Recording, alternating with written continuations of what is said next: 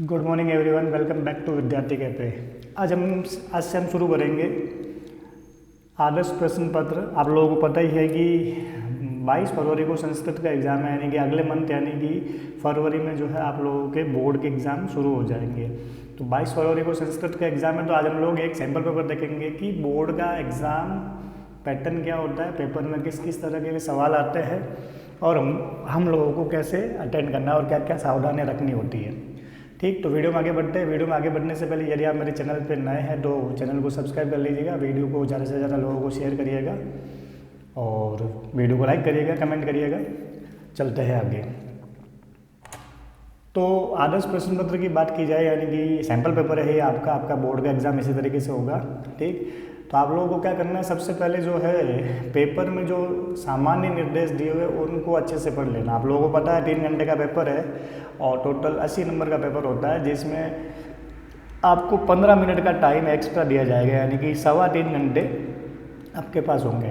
तो ये जो 15 मिनट ऊपर के दे रखे वो आप लोगों को प्रश्न पत्र पढ़ने के लिए, तो आप लोग जाके प्रश्न पत्र को अच्छे से पढ़ेंगे। सामान्य निर्देशों को पढ़ते हुए प्रत्येक प्रश्न को अच्छे से पढ़ना है और उस प्रश्न के साथ में भी इंस्ट्रक्शन दिए होते हैं, उन इंस्ट्रक्शन का यानी उन निर्देशों का आपको ध्यान रखना है। ठीक, जैसे यहाँ दिया हुआ है ना, कृपया सम्यक्तया परीक्षणं कुर्वन्तु यस्मिन् पत्रे प्रश्न पत्रे एकादश पृष्ठानि मुद्रितानि सन्ति। जैसे इसमें दिया हुआ है कि भाई सम्यक्तया यानी अच्छी तरीके से, है ना, अच्छी तरीके से जांच ले आप लोग कि इस प्रश्न पत्र में 11 प्रश्न है, छपे हुए 11 प्रश्न है। तो आपको जो है 11 पेज देखने हैं, कहीं मिस प्रिंट हो तो आप तुरंत वहाँ पे सूचित कर देंगे। जो भी आपके एग्जाम में ड्यूटी देने आए हुए हो उनको सूचित कर देंगे। तो आप पूरे इंस्ट्रक्शन पढ़ेंगे। जैसे इस प्रश्न पत्र में 18 प्रश्न है, तो आप लोग देख लेंगे, पढ़ेंगे अच्छे से 18 प्रश्न है कि नहीं। 4 खंड होंगे, ठीक है। जैसे पहला खंड का खंड जो होता है वो है अपठित अवबोधनम, यानी कि आपने जो नहीं पढ़ा हुआ है उससे संबंधित होगा, जिसमें जनरली गद्यांश आता है, जिसको पढ़ के उत्तर देने होते हैं, 10 अंक का आता है। खंड ख जो है आपका रचनात्मक कार्य का होता है, जिसमें आपके चित्र संबंधी हो गया, पत्र संबंधी हो गया, वो सवाल आते हैं 15 नंबर का। फिर आगे आता है अनुप्रयुक्त व्याकरणम, यानी कि ग्रामर संबंधी सवाल होते हैं 25 अंक के। और लास्ट में पठित अवबोधनम आता है, जो कि आपके 30 अंक का होता है। अगर टोटल करेंगे तो आपके 80 नंबर का हो गया। ये 25 और 25 50 और 30 80 नंबर, ठीक है। तो आप लोगों को सारे निर्देश पढ़ने हैं कि प्रत्येक खंड के उत्तर एक स्थान पर लिखना है। प्रश्न क्रमांक जरूर लिखना है आप लोगों को, और प्रश्न क्रमांक जो है प्रश्न पत्र के अनुसार होना चाहिए, ठीक है।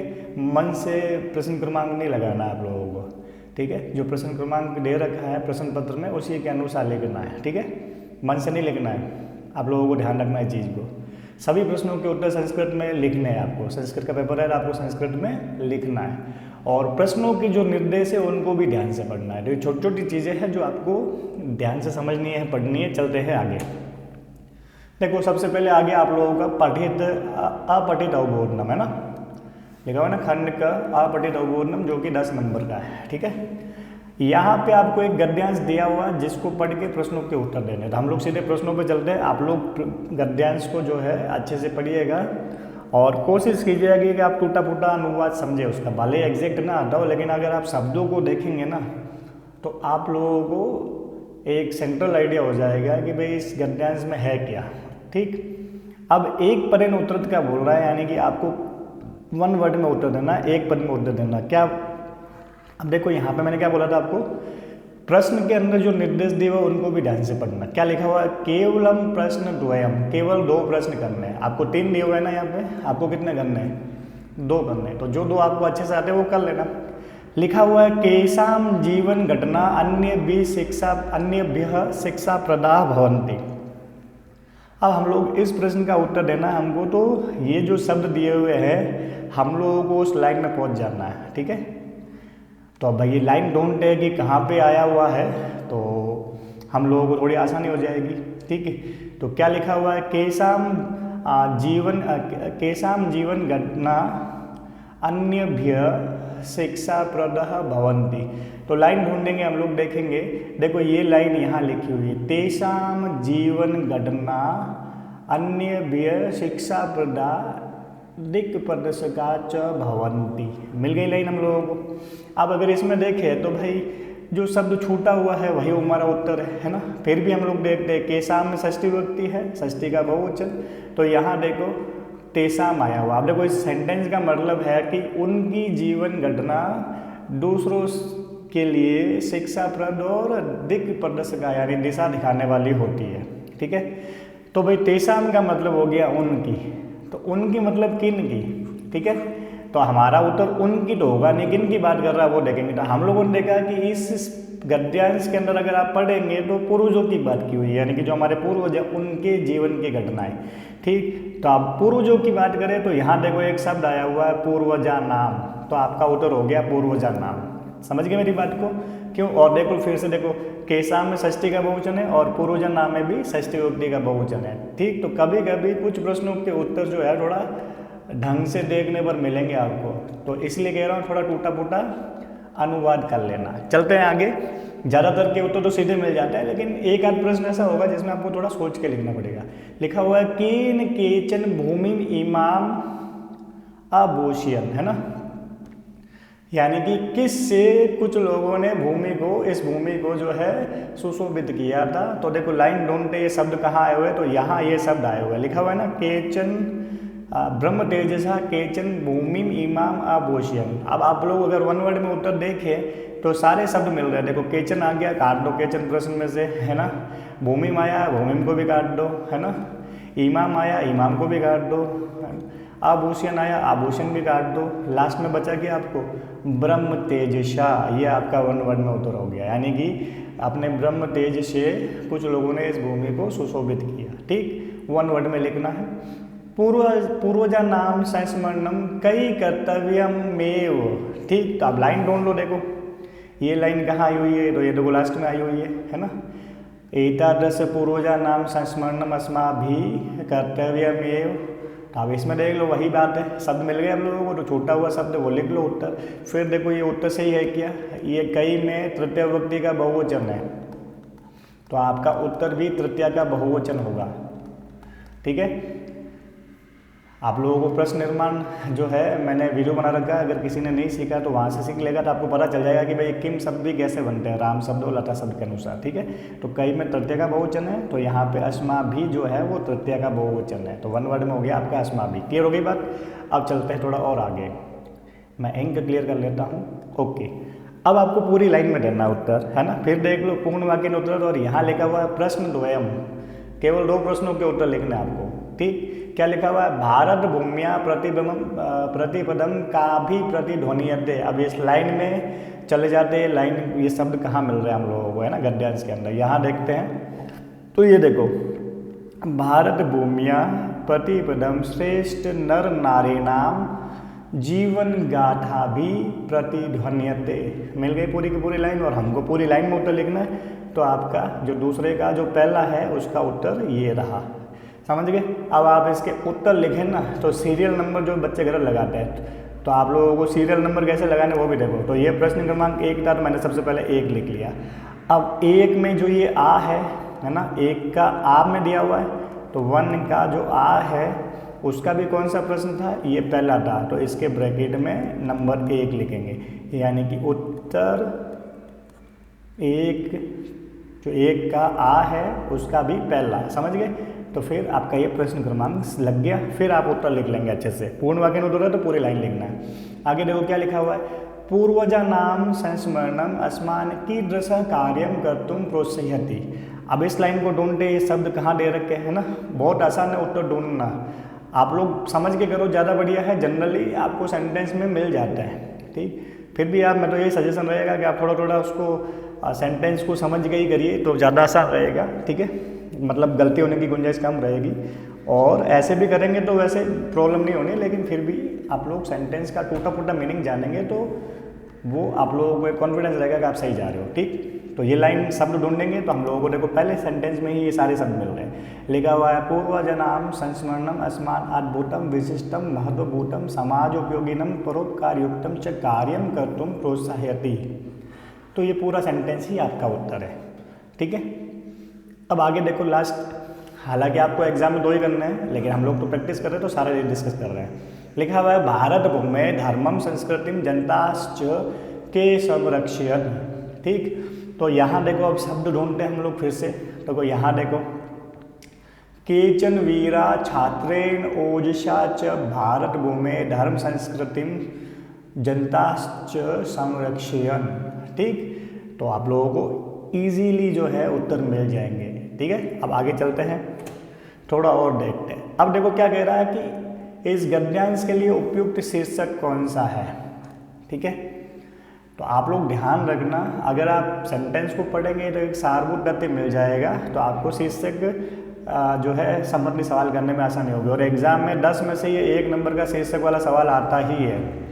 ठीक है, और आपके मार्क्स अगर कटते हैं तो भी इसी में कटने की गुंजाइश है, अगर आप टाइटल सही नहीं देंगे।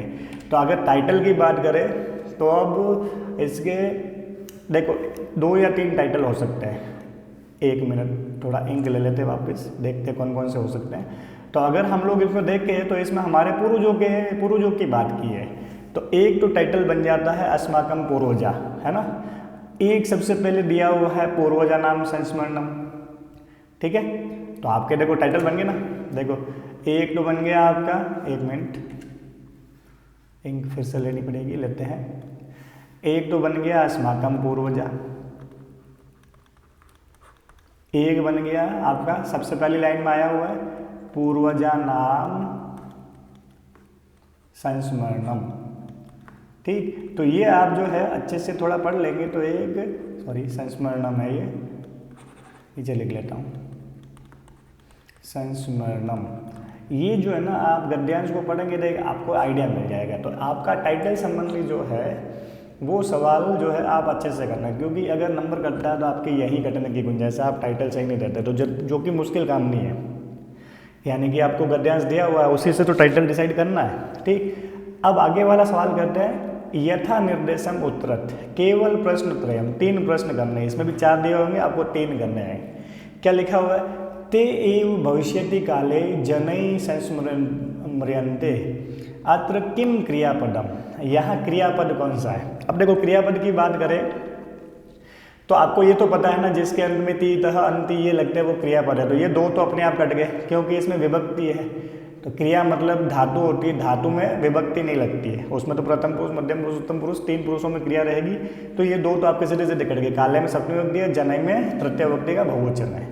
अब इन दोनों में से कोई एक क्रियापद है। ठीक, तो देख लेते हैं कि क्रियापद कौन सा है। क्या भविष्यति क्रियापद हो सकता है। किसी बच्चे को मान लो लगे कि भाई ये तो लिट लगा रहा है भू धातु का, समझना है, मैंने बताया नहीं अभी कि यही क्रिया है, स्किप करने वालों को गड़बड़ हो जाएगी। जैसे किसी को लगे कि भविष्यति में लिट लकार जो है वो क्रियापद हो गया यहाँ पे, तो देख लेते इसके जो है कर्ता कौन है। कर्ता है ते इसमें। अगर बात करें पुल्लिंग की, सह तौ ते, तो ते बहुवचन में होता है। तो बहुवचन में अगर ये क्रियापद होता है तो भविष्यन्ति होता है ना। तो ये बहुवचन में नहीं, मतलब ये क्रियापद नहीं है। कर्ता क्रिया में कॉम्बिनेशन होता है, कर्ता जिस पुरुष का होता है क्रिया भी उसी पुरुष की होती है। अब 1 मिनट के लिए मान लिया किसी को लगे कि सर ते तो स्त्रीलिंग में द्विवचन में आता है, सा ते ताहा, तो बेटा ते द्विवचन में आता है तो ये द्विवचन भी नहीं है, तो मतलब ये किसी प्रकार से भी क्रियापद नहीं है। ठीक, ये ते है और यहाँ देखो संस्मर्यन्ते लिखा हुआ है जो कि बहुवचन में। आप लोग वाच्य वर्तन देखे होंगे। ठीक, तो ये आत्मनेपदी का रूप है, तो आप लोगों को संस्मर्यन्ते जो है प्रथम पुरुष का बहुवचन है, तो ये क्रियापद है। समझ गए मेरी बात। यहाँ पे भविष्यति काले का मतलब हो गया आने वाले समय में, तो यहाँ पे आने वाले समय में तो ये भविष्यति जो वर्ड है विशेषण का काम कर रहा है। यहाँ पे विशेषण शब्द है ये, आने वाले समय में। कौन से समय में, आने वाले समय में। ठीक है, तो ये विशेषण शब्द होता है। आपका उत्तर क्या हो गया, संस्मर्यन्ते। ठीक, आगे देखो क्या कह रहा है, उक्तहम इति विशेषण पदस्य विशेष्य पदम किम। ठीक, तो उक्त के साथ में मार्गः आया हुआ है, तो उक्त मार्गः, समझ गए। तो विशेषण पदम कौन सा हो गया, मार्गः। धराम इति पदस्य पर्याय पदम किम। धराम देखो, धराम जो है इसका पर्यायवाची है भूमिम। धराम यानी भूमि को है, और भूमिम का मतलब भी भूमि को। धराम में द्वितीय विभक्ति का एक वचन है, भूमि में भी द्वितीय का एक वचन है। ठीक, यहाँ पे आपको कंफ्यूजन होने की कोई ज़रूरत है ही नहीं, क्योंकि एक ही शब्द है जिसका मतलब भूमि होता है। अब मान लो यहाँ पे 2 शब्द होते हैं, एक मान लो भूमि होता और एक भूमिम होता, तब भी आप डिसाइड आराम से कर पाते कि धराम में द्वितीय का एक वचन है, तो आपका जो भी पर्यायवाची दिया होगा उसमें भी द्वितीय का एक वचन दे रखा होगा। ठीक, तो कंफ्यूज नहीं होना आपको। 4 में से 3 ही करने हैं, तो यहाँ हम लोगों के 3 हो गए, लेकिन हम चारों देखेंगे क्योंकि हम प्रैक्टिस कर रहे हैं। ठीक है, तो एक सवाल कॉपी होना रहेगा, लेकिन आप लोग ध्यान रखना आपको 3 ही करना है। चलते हैं आगे। ओके, नेक्स्ट जो प्रश्न है रचनात्मक कार्य वाला। रचनात्मक कार्य वाले में क्या है, सीधा सीधा आप लोगों को समझना है कि आपको जो है एक पत्र दिया हुआ है जिसमें कुछ शब्द दे रखे होंगे खाली जगह भरने के लिए, तो आपको छूटे हुए शब्द भरना है। ठीक है, तो अब पत्र को करना कैसे है इसके लिए तो हम अलग से वीडियो बनाएंगे। देखो, क्योंकि सारी ग्रामर को डिस्कस करते हुए सारा पेपर एक साथ डिस्कस नहीं हो सकता, तो पहले आज हम लोग देखेंगे फॉर्मेट को, देख रहे हैं कि कैसे आता है सवाल। उसके बाद हम लोग जो है आगे नेक्स्ट वीडियोस में अपन चर्चा करेंगे, एक एक टॉपिक ले लेंगे, रोज का कोशिश करेंगे एक एक 2 टॉपिक हो जाए, जिससे आपकी ग्रामर एग्जाम से पहले रिवाइज हो जाए और अच्छे से प्रैक्टिस हो जाए। ठीक, तो यहाँ पर एक जो है औपचारिक पत्र दिया हुआ है, क्या लिखा हुआ है, भवान अक्षतः, मतलब आप अक्षत हो, भवतः संस्कृत पढ़ने रुचि। थोड़ा पढ़ेंगे प्रश्न को तो थोड़ा इजी लगेगा आपको।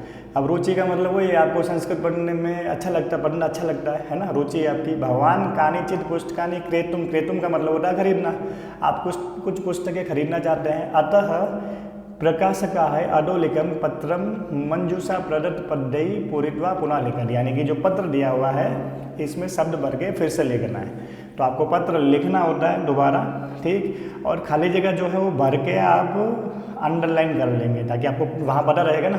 जैसे पहले खाली जगह भर रहे हो ना, तो ये भर के इसके नीचे नंबर लगा के या साइड में ऐसा नंबर लगा के अंडरलाइन करके लिखना, ताकि हाईलाइट हो जाए कि आपने कौन सा शब्द भरा है। ठीक है, तो आप शुरू करते, देखो कुछ चीज़ों का आइडिया तो आपको सीधा ही हो जाता है। आपको पता है पत्र लिखते हैं तो सबसे पहले ऊपर एड्रेस दिया जाता है, दिनांक लिखी जाती है, ठीक, और नीचे जो है भेजने वाले का नाम आता है। तो यहाँ पे पहले ही लिखा हुआ है भवान अक्षत है, यानी कि आप अक्षत हो, तो एक शब्द तो आपको डायरेक्ट मिल गया है ना, एक खाली जगह सीधी सीधी हो गई। जिसको भेज रहे हैं अगर उसमें भी खाली जगह होती तो भेजने वाला का देखो, यहाँ तो ये औपचारिक लेटर है, तो प्रबंधक महोदय, आप जिसको भी लिख रहे हैं, स्कूल में होता था प्राचार्य महोदय वगैरह, ये लिखा हुआ ही है। तो जनरली कई बार खाली जगह जिसको भेज रहे हैं उसके नाम के नीचे आती है, नाम के साथ में आती है, और कई बार सबसे लास्ट में दी होती है। तो आप यानी कि भेजने वाला है उसका नाम सबसे लास्ट में आता है, तो एक खाली जगह तो अपन को पहले मिल गई, तो यहाँ से अपन ने अक्षत काट दिया, ठीक, तो 10 में से एक खाली जगह तो वैसे ही होगी। अब चलते हैं आगे, यहाँ एड्रेस दिया हुआ है ना, ऑलरेडी कई बार यहाँ खाली जगह आती है, ठीक, लेकिन यहाँ ऑलरेडी लिखा हुआ है तो ठीक है। दिनांक जो है आप लगा लेना, यानी कि जनरली दिनांक जिस दिन पत्र भेजा जाता है वो वाली लगती है, आप भले ही एग्जाम दिन वाली भी लगा सकते हो, ठीक। अब देखो यहाँ पे औपचारिक लेटर है, तो आप औपचारिक लेटर यानी कि जो आप पूरा जो तरीके से जो चीज़ें जहाँ होनी चाहिए वहाँ होती है, तो सबसे पहले औपचारिक लेटर में सेवा में श्रीमान लिखते हैं हिंदी में, तो संस्कृत में लिखते हैं सेवायाम। तो सेवायाम कहाँ आया हुआ, ये रहा दूसरा शब्द हो गया अपना, है ना, सेवायाम। ओके, अब यहाँ देखो पुस्तक क्रयणस्य है, पुस्तक क्रयणस्य, अब पुस्तक क्रयणस्य मतलब खरीदने के, ठीक है, संदर्भ में, है ना, ये लिखा हुआ है संदर्भ में। शब्दों को पढ़ोगे तो आपको एकदम सूटेबल शब्द मिल जाएगा। संदर्भ में एक ही मात्रा इधर है भाई, ठीक है, नीचे लिखा हुआ है, वैसे आप लोग पढ़ सकते हैं। फिर देखो सविनय के बाद क्या आता है ना, निवेदनम, नम्र निवेदन भी हो सकता है, निवेदनम भी लिखा हुआ हो सकता है, तो आराम से कर सकते हैं, ये भी क्लियर हो गया आप लोगों को। अब देखो आधारिता नाम लिखा हुआ है ना, और उसके बाद खाली जगह है, तो जनरली नाउन आती है, तो ये जो एक्ट्रेस है विशेषण का काम कर रहा है, इसके बाद वाली नाउन के अंदर भी षष्ठी विभक्ति होती है, ठीक। तो आधारिता नाम, पुस्तका नाम, ठीक। पत्र संबंधी चर्चा अपन पत्र को अलग से करेंगे, तब और करेंगे। पुस्तका नाम, पुस्तका नाम, ठीक है। पठने रुचि वर्तते, मम, फिर देखो मम खाली जगह भवताम, तो मम समीपे यानी कि मेरे पास, ठीक है। भवताम प्रकाशिता नाम, पुस्तका नाम, केचन संचाह। अब देखो यहाँ पूर्ण विराम है, और पूर्ण विराम से जस्ट पहले खाली जगह हो तो समझ लेना वहाँ पे क्रिया आएगी। तो यहाँ देखो इतने सारे शब्द दे रखे हैं, इसमें क्रियापद जो है केवल एक दे रखा है, ठीक है, अस्ति स्त संति, तो ये अपने आप ही सेट हो गया आप लोगों का, ठीक है, संति आ गया आप लोगों का। ओके, आगे क्या लिखा हुआ है, भवद्भिः संस्कृत परीक्षा दृष्टया कानिचन व्याकरण पुस्तकानि बाल मनोविनोदाय कथा पुस्तकानि च प्रकाशितानि सन्ति। आगे जो है 7वीं खाली जगह उसको भी देख लेते हैं। खाली जगह पुस्तकेषु, अब देखो खाली जगह के बाद अगर कोई नाउन दी हुई है, ठीक, तो उस नाउन से पहले खाली जगह में जनरली या तो विशेषण शब्द आएगा या फिर कोई सर्वनाम शब्द आएगा। सर्वनामिक विशेषण होता है ना, वो सर्वनाम शब्द ही होता है, ठीक। तो आपको ये ध्यान रखना है कि जो विभक्ति इसमें है वही इसके विशेषण में होगी, चाहे सर्वनाम हो चाहे कोई विशेषण हो, उसमें सेम विभक्ति होगी। अब पुस्तकेषु में सप्तमी विभक्ति है, तो यहाँ ऐसा कौन सा शब्द है जिसमें सप्तमी विभक्ति दे रखी है, तो समीपे तो ऑलरेडी हो गया। और किसी को लगे कि सर समीपे में सप्तमी विभक्ति दी, तो ये पुस्तकेषु सप्तमी का बहुवचन है, तो सप्तमी का बहुवचन कौन सा है, तेषु, ठीक। 10 शब्द आप लोगों को याद किए होंगे, और नहीं याद है तो मेरे प्रश्न निर्माण वीडियो में 10 शब्द एते शब्द कैसे बनते हैं आराम से तो वो दिया हुआ है, ठीक। अहम कानिचन पुस्तकानि वांछामि तेषां सूची अधः, उनकी सूची अधः यानी नीचे खाली जगह अस्ति, है ना। अब सूची क्या है, संलग्ना, है ना, संलग्न है। कृपया खाली जगह यानी कि कृपया पुस्तकानि, बचा हुआ यही अब तो अपने पास, पुस्तकानि पत्रालय माध्यमेन संप्रेष्य माम अनुग्रहन्तु भवन्तः। अब ये पुस्तक सूची दी हुई है और लास्ट में जो नाम आना था वो हम लोग सबसे पहले लिख चुके थे। तो पत्र जो है जनरली बहुत इजी टास्क होता है, मुश्किल नहीं होता, फिर भी बच्चे गड़बड़ कर देते हैं, ठीक है। अब आगे वाले प्रश्न में चल लेते हैं। आगे देखो चित्र निर्माण वाला सवाल है, चित्र को देख के वाक्य रचना वाला सवाल है, यानी कि चित्रम दृष्ट्वा, यानी कि चित्र को देख के आपको संस्कृत में वाक्य लिखने हैं। अब आप लोगों को इसमें 2-3 चीज़ें ध्यान रखनी है। पहली चीज़ तो ये है कि अगर सेंटेंस दे रखा है, आपको कह रहा है कि चित्र को देख के सेंटेंस बनाने हैं आप लोगों को, तो आप देखो 2-3 चीज़ें ध्यान रखो। चित्र दिया हुआ है, आपको उस चित्र को देखना है, चित्र के साथ साथ में आपको कुछ शब्द दे रखे हैं, तो आपको इन शब्दों का प्रयोग करके वाक्य बनाना है। ऐसा कोई ज़रूरी नहीं है कि आप इन्हीं शब्दों का एज इट इज़ प्रयोग करें, आप चाहो तो नए शब्द लिख सकते हो, आप चाहो तो इन्हीं शब्दों में मॉडिफिकेशन करके चेंजेस करके भी लिख सकते हो, ठीक। और बस सिर्फ इतना ध्यान रखना है कि जो भी सेंटेंस आप बनाओ वो उस चित्र से संबंधित हो। जरूरी नहीं है कि आप जो है सेंटेंस बड़े बड़े बनाओ, छोटे छोटे सेंटेंस भी बना सकते हो, ठीक। तो शब्दों को देख लेते हैं। देखो यहाँ लिखा हुआ है विपण्याः, आप कोशिश करिए कि पहला सेंटेंस शीर्षक संबंधी बनाओ। किससे संबंधित, शीर्षक संबंधित, ठीक। यानी कि आपको देखते ही समझ में आ रहा है ना कि ये चित्र बाजार का है, ठीक। तो अब बाजार का चित्र है तो ईदम, आप देखो टाइटल के लिए फिक्स सेंटेंस याद कर लो, ईदम चित्रम, खाली जगह लिख लेता हूं मैं यहाँ पे अस्ति, मतलब यह चित्र खाली जगह का है। खाली जगह का मतलब जिसका भी चित्र है वो शब्द यहाँ लिखना है, बस इतना ध्यान रखना। वो शब्द यहाँ लिखोगे तो उसमें षष्ठी विभक्ति लगाओ। देखो यहाँ ऑलरेडी षष्ठी विभक्ति लगा हुआ है, विपण्याः, विपण्याः, विपण्याः का मतलब हो गया बाजार का। बाजार को आपणम भी बोलते हैं, आप चाहो तो ये शब्द का प्रयोग भी कर सकते हो। अब देखो आपणम तो प्रथमा का एक वचन हो गया, तो आपको यहाँ अगर ये आपणम शब्द याद है और आपको ये बनना है तो इसमें षष्ठी विभक्ति लगा लो, क्या हो जाएगा, आपणस्य। तो आपका एक सेंटेंस तो हो गया कि भाई ईदम चित्रम विपण्याः या फिर आपणस्य अस्ति, शीर्षक संबंधी हो गया एक सेंटेंस, ठीक है। क्लियर होगी बात। फिर दूसरा सेंटेंस लिखना है। तो अब हमको यहाँ क्या दिख रहा है कि लोग जो है फल और सब्जियाँ खरीद रहे हैं, है ना। तो फल और सब्जियाँ खरीद रहे हैं। देखो फल को कहते हैं फलानी और शाकानी को कहते हैं सब्जियाँ, ठीक। तो लोग खरीद रहे हैं, लोग को बोलते हैं जनाः। तो जनाः क्या क्या कर रहे हैं, फलानी, शाकानी, अब 2 हो गए ना शब्द, सेम शब्द और सेम विभक्ति टाइप के, है ना। च खरीद रहे हैं, क्रीणाति लिख लो, ठीक है भाई। फल और सब्जियां खरीद रहे हैं ना, आप लोगों को पता चल रहा है ना सेंटेंस में, ठीक। तो आप देखो क्रीणांति लिखेंगे। क्रीणांति क्यों लिखेंगे? क्योंकि जनाः बहुवचन है। 2 सेंटेंस हो गए आप लोग हो गए, ठीक है। फिर आगे देखते हैं। अब आप लोगों का एक सेंटेंस ये हो सकता है कि महिला फल और सब्जियां खरीद रही है, ठीक। तो महिला के लिए महिला शब्द आया हुआ है, तो महिला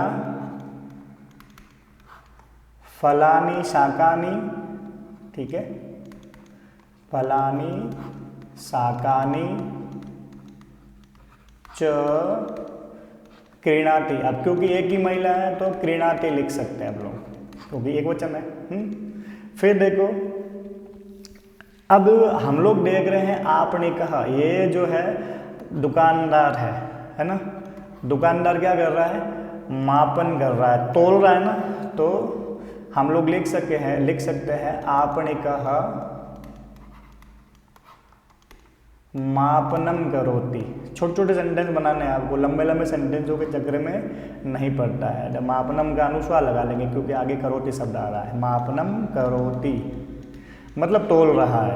अब आगे और बना सकते हैं कि भाई दुकानदार फल और सब्जियां बेच रहा है, ठीक है। तो क्या हो जाएगा? आपने कहा शाकानी फलानी च। अब क्रीणाति यानी खरीदता है तो विक्रीणाति कर लेना, ठीक है। आपका हो जाएगा इसका उल्टा, बेच रहा है, ठीक। तो 5 सेंटेंस तो हो गए। आप लोग इससे बहुत सारे सेंटेंस बना सकते हैं, ठीक। जैसे यहाँ पे देखो, इस आदमी के हाथ में एक थैला दिख रहा है, ठीक है। तो आप लोग एक सेंटेंस इससे संबंधी भी बना सकते हो, है ना, कि भाई पुरुष के हाथ में थैला है, थैले को स्यूतः बोलते हैं, आया हुआ है। तो एक सेंटेंस आपका ये भी बन गया, पुरुष के हाथ में, तो षष्ठी विभक्ति हो गई, पुरुषस्य हाथ में। देखो हाथ में के लिए सीधा सीधा शब्द भी दे रखा है, हाथ में हस्ते, ठीक है। थैला स्यूतः अस्ति,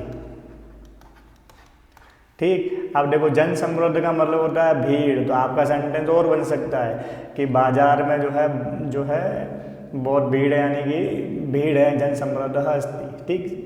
तो आप सेंटेंस बहुत सारे बना सकते हो।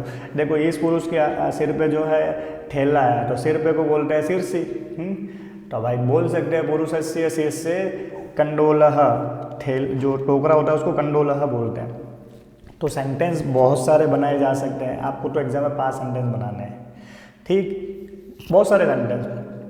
अगर किसी बच्चे को कुछ भी नहीं आ रहा, ठीक है, तो वो जैसे मान लो 2-3 सेंटेंस बन गए, 1-2 और नहीं बन रहे, तो आप जो है इस तरीके से भी कर सकते हो। क्या कर सकते हो? अस्मिन् चित्रे, जैसे ये कॉमन सेंटेंस याद कर लो, अस्मिन् चित्रे खाली जगह अस्ति। अब आप लोगों को ध्यान रखना है, अस्ति/सन्ति लिख रहा हूं मैं। अब देखो क्या मतलब हुआ इसका, इस चित्र में खाली जगह है। यहाँ पे जो भी चित्र में आपको दिख रहा है वो शब्द भर देना है संस्कृत में। बस ध्यान रखना उसमें विभक्ति प्रथमा आनी चाहिए। अब प्रथमा का एक वचन हो तो अस्ति लगा देना, बहुवचन हो तो सन्ति लगा देना, ठीक। जैसे अगर हम लोग देखें कि इस चित्र में हमको क्या क्या दिख रहा है, तो जैसे महिला दिख रही है, तो आप सेंटेंस में लिख सकते हो अस्मिन् चित्रे महिला अस्ति। समझ गए? अस्मिन् चित्रे, जैसे दुकानदार है तो बोल सकते हैं आपने कहा अस्ति। तो ये आपके लिए लास्ट में एक तरह से रामबाण का काम करेगा। अगर कुछ भी नहीं आता तो आप इस तरीके से भी सेंटेंस बना सकते हो। तो देखो हम लोग जो है देख रहे हैं कि हमको 5 बनाने हैं, तो आप लोग 10-15 जितने सेंटेंस आराम से बना सकते हो। एग्जाम में 5 ही लिखना, मैं तो सिर्फ एक आइडिया दे रहा हूँ कि भाई आप किस तरीके से सेंटेंस तक पहुँच सकते हैं, ठीक। तो आगे की बात करते हैं। अब देखो आगे देखो, आप लोगों को एक सवाल और दिया जाता है, इसी पे क्लियर कर लेता हूँ मैं, थोड़ी इनको ध्यान दो। इसके विकल्प में आपको एक प्रश्न दिया जाता है कोई अनुच्छेद लिखने संबंधी। 1 मिनट। अनुच्छेद मतलब यहाँ तो आप ये चित्र वाला सवाल कर लो, उससे 5 सेंटेंस बना दो। यहाँ आपको एक टॉपिक दे देगा और उससे संबंधित 5 वाक्य बनाने हैं आपको। शब्द दे देगा और शब्दों का प्रयोग करके 5 वाक्य बनाने के लिए कह सकता है, ठीक है। तो 5 वाक्य बनाने हैं तो ये भी आप कर सकते हो। जैसे मर्यादा पुरुषोत्तम श्री राम दे रखा है, हाँ इसमें भी सेम चीज़ ही है, आप टॉपिक दे रखा है, आपको शब्दों का प्रयोग करना है, आप इन शब्दों में मॉडिफिकेशन अपने हिसाब से कर सकते हो। आप चाहो तो नए शब्दों का प्रयोग कर सकते हो, बस जो भी सेंटेंस बने वो आपके उस टॉपिक से संबंधित होना चाहिए, ये चीज़ ध्यान रखेंगे। ठीक, तो जैसे अब ये मर्यादा पुरुषोत्तम श्री राम के बारे में है, ठीक, तो पहला सेंटेंस तो मर्यादा पुरुषोत्तम श्री राम के बारे में लिख सकते हैं कि भाई मर्यादा पुरुषोत्तम श्री राम हमारे आदर्श है ना। तो सेंटेंस बहुत इजी हो गया, मर्यादा पुरुषोत्तम राम हमारे आदर्श है। तो टाइटल में लिखा हुआ है ऑलरेडी, मर्यादा पुरुषोत्तम, मर्यादा पुरुषोत्तमः रामः। अब हमारे को अस्माकम बोलते हैं, ये तो आप लोगों को पता है, अस्माकम माँ हलन कर लेंगे क्योंकि आगे आदर्श आ आया हुआ जो कि स्वर है। एक सेंटेंस बन गया। ठीक, तो आपको टाइटल से ही एक सेंटेंस तो मिल गया। फिर देखो आगे, देखो शब्द आया हुआ अयोध्याम, अयोध्या में। तो अयोध्या में शब्द जिसमें आ जाए ऐसा सरल वाक्य सोचना। हिंदी में सोचते हैं कि भाई श्री राम का जन्म अयोध्या में हुआ, तो श्री राम का, तो श्री रामस्य, षष्ठी विभक्ति है ना, श्री राम का, श्री रामस्य जन्म अयोध्या में। तो अयोध्याम तो लिखा हुआ जिससे हमने सेंटेंस सोचा था, अयोध्या याम, अयोध्या याम, म है नहीं लास्ट में, म नीचे लिख लेता हूँ, अभवत हुआ। 2 वाक्य बन गए। तीसरा सेंटेंस देखते हैं। ठीक, तीसरा सेंटेंस क्या है, अब और सोचो, और भी बहुत सारे शब्द हैं। ठीक, अब देखो मान लो कोई शब्द इसमें नहीं आया है और आपको उससे संबंधित सेंटेंस सोच लिया, तो आप वो भी लिख सकते हो। श्री राम के पिता दशरथ थे, है ना, तो आप लिख सकते हैं श्री रामस्य, श्री रामस्य वर्ड भी यूज़ कर सकते हैं, तस्य वर्ड भी यूज़ कर सकते हैं, यानी कि उनके, तस्य पिता दशरथः आसीत्, है ना, महाराज दशरथः आसीत् लिख सकते हो, चाहे दशरथः आसीत्, दोनों में से कुछ भी लिख सकते हो। महाराज दशरथः आसीत्। देखो अब ये शब्द इसमें नहीं भी थे, फिर भी हम लोग सेंटेंस लिख रहे हैं और सेंटेंस चित्र जो आपको टॉपिक दिया उससे संबंधित है। ठीक, तो आप लोगों को जरूरी नहीं है कि वही शब्द करो, आप कर सकते हो, लेकिन जो भी सेंटेंस बनाओ वो उस चित्र से संबंधित होना चाहिए। ठीक, अब देखो आगे लिखा हुआ है पालयति, यानी कि वो धर्म का पालन करते थे। तो ठीक है, तो सह सदा धर्मज्ञ या धर्मस्य या धर्मम पालयति लिख सकते हो। सह सदा धर्मम पालयति लिख लो, यानी धर्म का पालन करते थे, धर्मम पालयति। 4 सेंटेंस हो गए, जबकि इतने सारे शब्द अभी भी हमारे पास हैं। बात सीधी है, आप लोग जो है आराम से बना सकते हो, बस थोड़ा सा ध्यान रखना है कि जो भी सेंटेंस बनाओ वो आप लोगों को उस टॉपिक से संबंधित होने चाहिए। ठीक है, फिर देखो क्या लिखा हुआ है, ये देखो जपम, यानी कि ऋषि मुनि जो है उनका जो है जप करते थे। ठीक है, किसका, श्री राम के नाम का जप करते थे। तो लिख सकते हैं ऋषयः, 5वां सेंटेंस, ऋषयः मुनयः च, 2 लोग हो गए ना, च लिख लेंगे। ठीक है, श्री रामस्य जपम कुर्वन्ति, है ना, श्री रामस्य जपम कुर्वन्ति। तो देखो 5 सेंटेंस बन गए, जबकि हमने इसमें से अभी तक आधे भी शब्द नहीं लिए। तो आप लोग आराम से कर सकते हैं। तो या तो चित्र वाला कर लो जो अच्छे से आता हो, या फिर उस टॉपिक से संबंधित कोई अनुच्छेद लिखने का है तो उसका यूज़ करके भी आप लोग जो है आराम से सेंटेंस बना सकते हैं। 5 सेंटेंस बनाने हैं, आप लोग आराम से कर सकते हैं। चलते हैं आगे। अब देखो आगे अनुवाद करना है आप लोगों को। अनुवाद के लिए बेसिक संस्कृत थोड़ी बहुत आती है, उसका प्रयोग करना, कारक चिन्ह वगैरह का, है ना, उसके अनुसार विभक्ति लगानी होती है।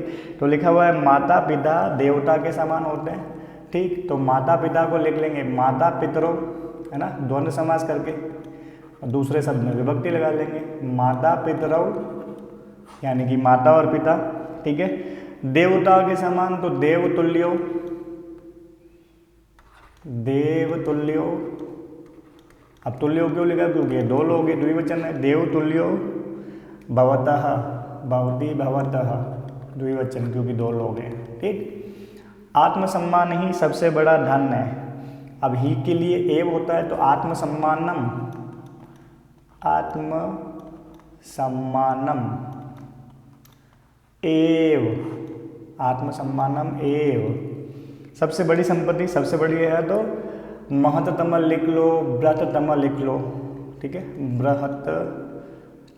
व्रततम आत्मसम्मान ही सबसे बड़ी संपत्ति। संपत्ति स्त्रीलिंग शब्द है ना, बृहत्तमा संपत्ति, संपत्ति अस्ति। ठीक है, दो हो गए। आगे देखो, मेरे पिताजी सुबह कार्यालय जाते हैं। अब आपको ध्यान रखना है, इसमें भी केवल 5 ही करना है। ठीक है, तो मेरे पिताजी, मम पिता, मम यानी मेरा, मेरी, मेरे, मम पिता। ठीक, मेरे पिता, पिताजी करता है ना, कर्ता में प्रथमा विभक्ति लगती है। पितृ शब्द की प्रथमा विभक्ति का एक वचन पिता होता है। मम पिता, सुबह को क्या बोलते हैं, प्रातः। अब लट लगा रहना, कार्यालय है, कार्यालयम, कार्यालयम। जाना को गम धातु बोलते हैं, प्रथम पुरुष का एक वचन है ना पिता, लट लगा प्रथम कि पिता जो है प्रथम पुरुष का एक वचन का करता है, तो गम धातु का प्रथम पुरुष का एक वचन का प्रयोग करेंगे जो कि गच्छति होता है। ठीक, चलते हैं आगे। कल मेरे मित्र मेरे घर आए थे, भूतकाल है, तो भूतकाल है मतलब क्या हो गया, बीता हुआ कल। बीते हुए कल को क्या बोलते हैं, हिया बोलते हैं, हा के अंदर यह मिला हुआ। मेरे मित्र, मेरे सभी मित्र, मेरा को बोलते हैं मम। सभी मित्र, मित्र नपुंसकलिंग शब्द होता है, तो सर्वाणि मित्राणि, है ना, सर्वाणि मित्राणि क्यों किया, मित्र नपुंसकलिंग शब्द होता है।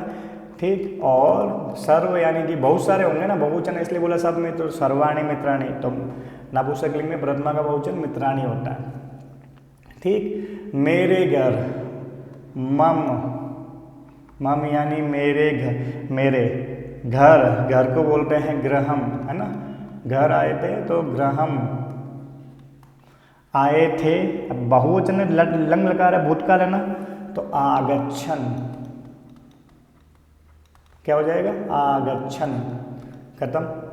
अगला सेंटेंस देखो, कल हम सब खेलने जाएंगे। देखो फिर से देखो कल आया हुआ, लेकिन देखो गागेगी आया हुआ है, मतलब भविष्यकाल वाला। भविष्यकाल वाले कल को यानी आने वाले कल को क्या बोलते हैं, स्वह बोलते हैं। ठीक है, हम सब तो वयम।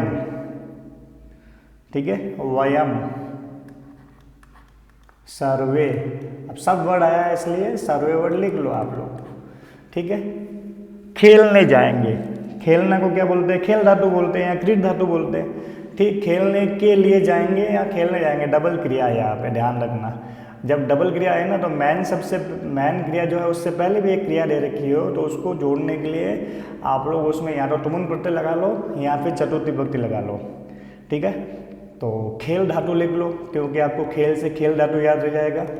खेली तुम, आप चाहो तो क्रीडी तुम भी लिख सकते हो।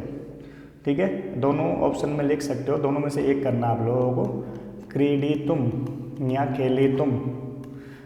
ठीक, जाएंगे लिखा हुआ है। अब आपको पता चल गया कि ये गम धातु है, गम धातु है, लेकिन कौन सा लकार का प्रयोग करना, गागेगी लिट लकार में आता है, भविष्यकाल में आता है। ठीक, तो कर्ता कौन है, वयम है। वयम जो है कौन से वचन का और कौन से पुरुष का है, उत्तम पुरुष का बहुवचन है। तो गम धातु का उत्तम पुरुष बहुवचन क्या हो गया, गमिष्यामः। ओके, चलते हैं आगे। सभी का आदर होना चाहिए, तो सभी का मतलब षष्ठी विभक्ति है, सर्वेषाम, सर्व शब्द सर्वनाम शब्द है। ठीक, तो आप लोग राम शब्द वाला यानी कि प्रश्न निर्माण वाला वीडियो देखो, उसमें सर्वनाम शब्द कैसे बनते हैं आपको क्लियर हो जाएगा। सर्वेषाम आदरः होना चाहिए, तो भवेद, यहाँ पे विधिलिंग है, चाहिए अर्थ में विधिलिंग होता है। आपको पांचों लकार याद होने चाहिए सेंटेंस अगर बनाने हैं तो। फिर लिखा हुआ हम सब श्लोक गाते हैं। ठीक, तो हम सब को बोलेंगे वयम। ठीक है, आप सब के लिए चाहो तो सर्वे वर्ड लिख सकते हो, जरूरी भी नहीं है। हम सब श्लोक, तो श्लोकम। ठीक है, गाते हैं तो गाते हैं लट लकार है, और वयम जो है उत्तम पुरुष का बहुवचन है, तो लट लकार का उत्तम पुरुष बहुवचन है गायामः। ठीक है, ये आपके 7 सेंटेंस बन गए। एग्जाम में आपको केवल 5 करने हैं। ठीक, चलते हैं आगे। अब ध्यान देते हैं ग्रामर संबंधी सवाल है जो कि 25 अंक के आते हैं एग्जाम के अंदर। अभी हम लोग डायरेक्ट प्रैक्टिस करेंगे, फिर टॉपिक वाइज भी प्रैक्टिस करेंगे अपने आने वाले वीडियोस के अंदर। रोज़ का एक टॉपिक भी देखोगे तो एग्जाम से पहले आप लोगों का बढ़िया सा रिवीजन हो जाएगा। ठीक, सेंटेंस का मीनिंग नहीं भी आता है तो भी ग्रामर संबंधी सवाल कर सकते हैं। सेंटेंस किताब के उठा के रखे हुए और एक शब्द बोल्ड दिया हुआ है और आपको क्या पूछा है, इसका संधि या संधि विच्छेद करना है। और क्या देखो, फिर से देखो, प्रश्न चतुष्टय में केवल 4 प्रश्न करने हैं, मतलब 5 एक दे रखे हैं, यहाँ पे 5 दे रखे हैं ना, देखो, और उसमें से केवल आपको 4 करना है। तो यहाँ लिखा हुआ है यन मानुषात, यन मानुषात। ठीक है, अब ध्यान देखो, ध्यान से देखोगे, बीच में 5वां वर्ण या तीसरा वर्ण दिखे तो वो प्रथम वर्ण की जगह ही होता है। तो यत है ना, न है ना, त वर्ग का 5वां वर्ण है, तो ये प्रथम वर्ण त ही होता है, यत प्लस मानुषात। आप लोगों के 2 संधियाँ हैं, एक तो तृतीय वर्ण होने वाली और एक पंचम वर्ण होने वाली। ठीक, आप लोगों ने पढ़ी होगी, नहीं पढ़ी है तो हम लोग संधि टॉपिक डिस्कस करेंगे, उसमें आपको और क्लियर हो जाएगा। अभी हम लोग केवल उत्तर कैसे करने हैं डिस्कस कर रहे हैं, सवाल कैसे आते हैं पैटर्न देख रहे हैं हम लोग। ठीक, फिर देखो देवोलाख्य प्लस ग्रामः, पीछे विसर्ग आया हुआ है मतलब विसर्ग संधि है। ठीक है, और आगे ग्रामः यानी कि प्रथम वर्ण ग है, तो आपको समझ में आ गया कि यहाँ पे उत विसर्ग संधि है। ठीक, तो विसर्ग से पहले अ है तो उत विसर्ग संधि होती, तो अ प्लस विसर्ग की जगह उ होता है ना, तो अ प्लस उ मिलके ओ हो जाता, तो क्या हो जाएगा, देवलाख्यो, ओ की मात्रा ग्रामः। ठीक है, इस तरीके से। फिर देखो मूर्खाश्च, आधा स आ जाए तो समझ लेना सत विसर्ग संधि है, तो स को हटा के स किसी भी टाइप का बीच में जुड़े हुए शब्द में अगर आधा स दिख रहा है तो आपको समझ लेना वहाँ पे सत विसर्ग संधि है। और सत विसर्ग संधि का विच्छेद करना तो बहुत ही आसान काम है, विच्छेद तो सरल है ना, आधा स हटा के विसर्ग लगा दो, क्या हो जाएगा, मूर्खाः प्लस च, हो गया। अब देखो त आया हुआ है, आगे द आया हुआ है, तो इस त की जगह द हो जाएगा तृतीय वर्ण, कश्चिद। अब द आधा है, त आधा है तो द भी आधा, दृश्यते। ओके, अब लास्ट वाले में देख लेते हैं, यहाँ पे विसर्ग है मतलब विसर्ग संधि में से कोई एक होगी, तो यहाँ पे रुत विसर्ग संधि है। ठीक है, रुत विसर्ग संधि में विसर्ग की जगह र होता है, तो यही विसर्ग की जगह र कर देंगे जो कि आधा होता है, और आगे अल्पई लिखा हुआ है, अल्पई। अब ये र आधा है तो इसमें अ जुड़ जाएगा, तो शब्द आपका ऐसा बनेगा, तो यही रल्पई। समझ गए? ओके, अब आगे चलते हैं। आगे आपके समाज संबंधी सवाल है, तो आप लोगों को फिर से वही चीज़ बता देता हूँ, इंस्ट्रक्शन देख लो। आपको कितने करने हैं, केवल 4 करने हैं। ठीक, कल रवई गुंजितम। ठीक है, 2 नाउन, देखो जनरली दोनों नाउन में समान विभक्ति हो और उसमें च च लगा हुआ हो तो आप दोनों को जोड़ लेंगे, बीच में से च हटा लेंगे, और लास्ट वाले में जो जितने शब्द है उसके हिसाब से विभक्ति लगाते हैं, वो होता है द्वंद्व समास में। ठीक है, लेकिन यहाँ अलग अलग विभक्तियाँ हैं, तो ये तत्पुरुष समास है। तो आपको करना क्या होता है, पहले वाले शब्द में से विभक्ति हटा देना है। तो पहले वाले में से अगर मैं विभक्ति हटा देता हूँ तो शब्द बनता है कलरव, है ना। जैसे रामई तृतीय विभक्ति थी, तो कलरवई में भी तृतीय विभक्ति, हमने भाई विभक्ति हटा दी, और लास्ट वाला शब्द इसके साथ जोड़ लेंगे, क्या हो जाएगा, गुंजितम, गुंजितम। तो विभक्ति हटा के शब्द क्या बन गया, कलरव गुंजितम। कहाँ दिख रहा है कलरव गुंजितम, ये रहा आपका कलरव गुंजितम। तो आपका उत्तर क्या हो गया, ग, हमले वाला उत्तर हो गया आप लोगों का। ठीक है, चले आगे। काक चेष्टा का मतलब हो गया कौवे के समान चेष्टा, एव का मतलब होता है के समान, है ना। काक चेष्टा यस्य सह मतलब कौवे के समान चेष्टा है जिसकी, ये आपका उत्तर हो गया। वाची पटु, फिर से देखो यहाँ सप्तमी विभक्ति है और दोनों में विभक्ति वचन अलग अलग है ना, तो यहाँ सप्तमी है तो वाची वर्ड जो होता है ना वाक वर्ड से बना हुआ है, आधा का होता है, तो विभक्ति हटा दो तो वाक बन गया और पटु जोड़ दो, तो वाक पटु कहाँ लिखा हुआ है, ये वाला। ठीक है, ओके आगे चलते हैं। फिर मैंने देखो अभी क्या बताया था, समान विभक्ति वाले हैं, मतलब जो नाउन जो है वो च से जुड़ी हुई है, सारी नाउन है ना, हर नाउन के बाद च लगा हुआ है, द्वंद्व समास होता है। और द्वंद्व समास होता है तो हमको क्या करना है, सभी जगह से विभक्ति हटा के तीनों शब्दों को जोड़ लो, लास्ट वाले में जितने शब्द है उसके अनुसार वचन लगा दो, दो है तो द्विवचन लगा दो, दो से ज़्यादा है तो बहुवचन। ठीक, तो पहला शब्द हो गया लता, बहुवचन था, हमने हटा दी विभक्ति। तरवह, तरवह तरु शब्द का बहुवचन होता है, तो मूल शब्द क्या हो गया तरु। गुल्म है ना, तो गुल्म जो है, अब देखो ये तीन शब्दों के लता तरु, तो लास्ट वाले शब्द में विभक्ति लगाएंगे, बहुवचन लगाएंगे, तो हो जाएगा गुल्माह। ठीक, तो क्या हो गया लता तरु गुल्माह। कौन पे कहाँ पे आया हुआ लता तरु गुल्माह, देखो यहाँ पे भी आया हुआ है लेकिन लास्ट वाले में बहुवचन नहीं है, यहाँ पे आया हुआ है लेकिन यहाँ देखो बहुवचन नहीं है। ठीक है, और ये देखो यहाँ बहुवचन दे रखा है लता तरु गुल्मा। अब देखो यहाँ प्रत्येक को अलग अलग करके लिखा है, सभी में बहुवचन नहीं लगाना, लास्ट वाले शब्द के अंदर बहुवचन लगाना है। ठीक है, तो हम लोगों को कितने करने थे, 4 करने थे, 4 हो गए। आगे चलते हैं, एक और दे रखा है उसको भी कर लेते हैं। ठीक है, क्या लिखा हुआ है, सव्यंग्यम। आप लोगों ने समास पढ़े होंगे तो आपको पता है अगर आगे स आता है उसका मतलब होता है सहितम। क्या शब्द होता है, सहितम।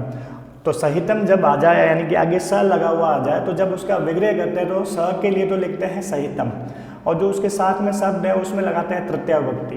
तो व्यंग्य है तो व्यंग्य की तृतीया विभक्ति होती है व्यंग्येन, व्यंग्येन, और स के लिए लिख लिया हमने सहितम। तो व्यंग्यन सहितम कहाँ लिखा हुआ है, वही आपका उत्तर है। देखो व्यंग्य सहितम सप्तमी लगा हुआ है, व्यंग्यात सहितम पंचमी लगा हुआ है, व्यंग्याय सहितम चतुर्थी लगा हुआ है, ये रहा तृतीय वाला उत्तर। ठीक है, तो सव्यंग्यम यानी कि आगे कहीं स लगा हुआ हो किसी पूर्ण शब्द के आगे, तो आपको ध्यान रखना है स का जब विग्रह करते हैं तो सहितम आ जाएगा और उसके साथ वाले शब्द में तृतीय विभक्ति लगाएंगे। अब देखो यहाँ पे केवल आप एक चीज़ ध्यान रखोगे, सब जगह सहितम लगा हुआ है, तो आपको साथ में ये भी ध्यान रखना है कि उस शब्द के साथ में स के साथ में जो शब्द आया हुआ है उसमें तृतीय विभक्ति लगा के लिखना है। क्लियर हो गई बात। अब आगे चलते हैं, आगे आपका प्रत्यय वाला सवाल है, इसमें भी वही है, 4 सवाल करने हैं आपको। विमुक्ता लिखा हुआ है ना, ध्यान रखना प्रत्यय बहुत सारे हैं, आपको प्रत्येक प्रत्यय को देखना है, उसके अंत में क्या दे रखा है उससे पहचान होती है। आ की मात्रा आई हुई है तो जनरली आ की मात्रा टाप प्रत्यय में रहती है, तो टाप प्रत्यय आपका। क्लियर हो गई बात।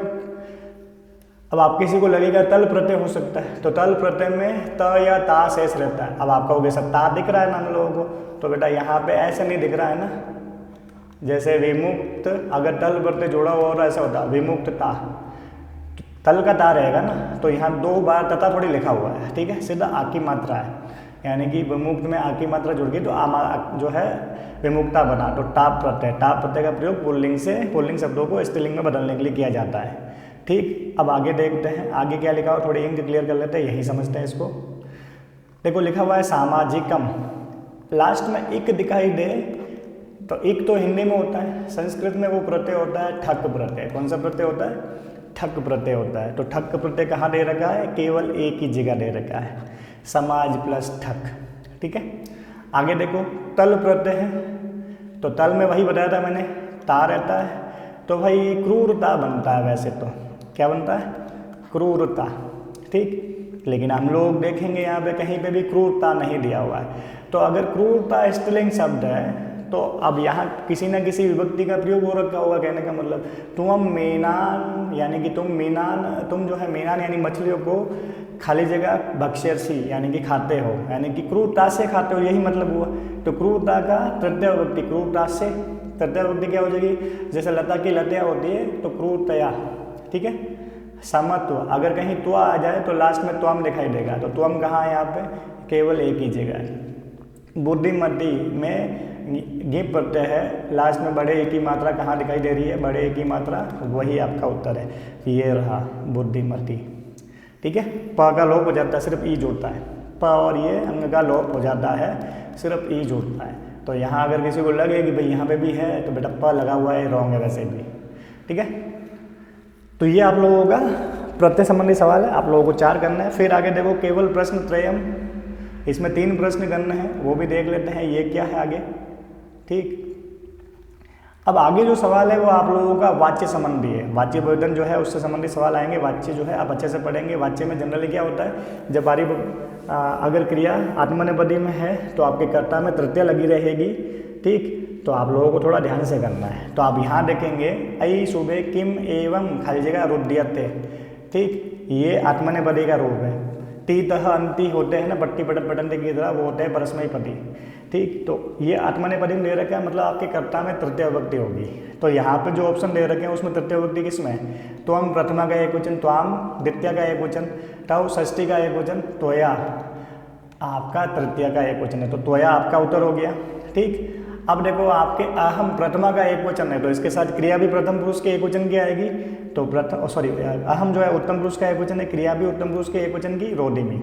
सह दीनः इति जानन्ति सह कृषकः, ठीक। अब ध्यान दो, अब यहाँ पे पीड़यति है ना, परस्मैपदी में दे रखा है।